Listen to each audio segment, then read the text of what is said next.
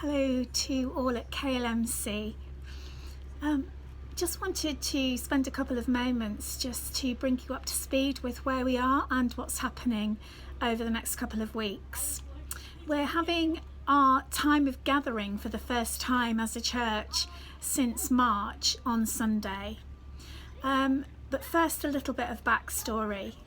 So we undertook the risk assessment at chapel, and both in the sanctuary and in the hall, and as most of you will know, that we've begun to allow the hall to be used for community groups, which is being trialled at the moment, and so far is working quite well, and we're hoping to introduce more of the groups as we go on.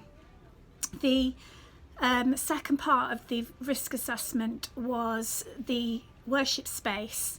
Unfortunately, the risk assessment revealed that the ventilation was inadequate in that space, and we need to do some more work around improving ventilation.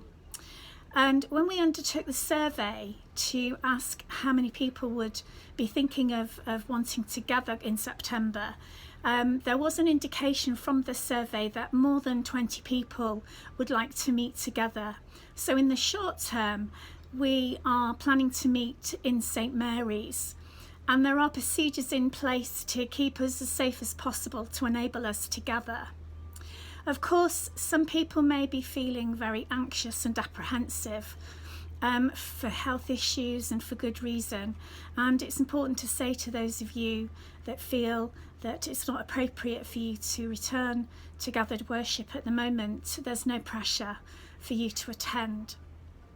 But of course, alongside all of that, for many people, it's the big question about what does it mean to be church in these current conditions. And working with restrictions, will it feel like church when there's no singing, no contact? And we feel we've been kind of treading water until things return to normal. So there's a few things to say in response to that. The first thing is that we don't know how long we will have to live with this disease in our circulation. And if that is the case, and we're going to be living with this for some time to come, it was important to begin to find ways to move forward, to begin to allow us to gather in some form, and to begin to rebuild really some of what we understand about being church. We're adapting to change. This is a huge culture shift in how we live our lives. And so, of course, we need to work out our response to this changed reality together as church. And so it's important to hold one another in love as a community of faith as we make this journey together.